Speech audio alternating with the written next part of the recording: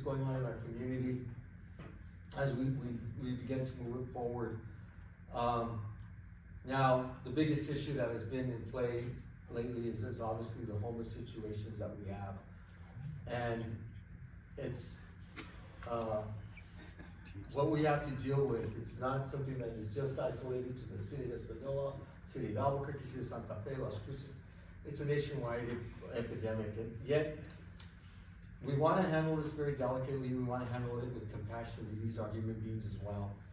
So I've created within the city itself as my own task force, which consists of Deputy Chief John Luján, the Police Department, Chief Garcia has been taking the lead on that. My Fire Marshal, Pablo Montoya, has been involved. Of course, Rio Arriba County has been involved as well, and they've been very instrumental. We are looking at our options because what comes first is the public safety, the safety of our community, the citizens of Española. And where they're currently encamped by Walmart off of Carr Lane, the residents there are concerned. They're concerned. We're concerned. We're concerned about fires. We're concerned about the high end of crime. We're concerned about burglary. We're concerned all the way around about this situation. The trash is piling up. So we're taking the strong initiative, again, through Mr. Mares and his divisions to clean up the trash on Thursday. We're looking at options to give these people a soft landing because I do not need them disseminated out throughout the community. So we're looking at our options of utilizing properties within the city to set them up there, to give them a safe landing, a soft landing, to be able to apply rules that the homeless shelter currently uses, that a gentleman who works with the health department with Rio Arriba County has outlined through his trips in New York and looking at the facilities there and how New York and they do it in Harlem. Same thing, they're using public lands to accommodate the homeless situation, but also to provide services, to provide counseling, to provide anything that we can that could possibly get them off their feet and get them back into a normal society.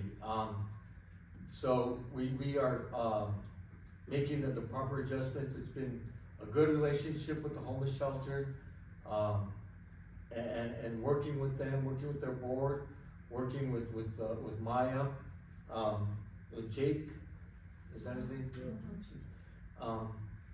Of course, Deputy Chief Ricochet has been very, very instrumental in organizing the meetings. We still need to bring Santa Fe County to the table. We have involved our neighbors all across, and it's been a good cooperative venture. We're going to move forward with our task force because everybody sees that we have to do this, because this is not just going to go away overnight. We have to address the concerns. We have to address this, and it's a time-sensitive matter. And as I said, we have to look at this with compassion. We just cannot remove people and just say, hey, you're on your own.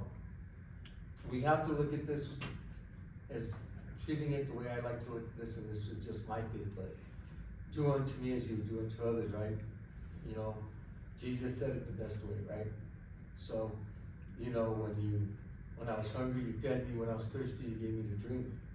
So we got to look at this way, and hopefully, you know, we get more assistance. I got my economic development director looking at ways of getting money from HUD to the federal government to help out with the shelter, to help out where we can, to provide services from Rio Arriba County, hopefully from Santa Fe comes in now, partners with us, so we can give hope. You know, it's a difficult situation. The mayor, myself, Esperanza, we went to the encampment today. We walked the encampment. We talked to these people. We trying to understand, you know, the situation.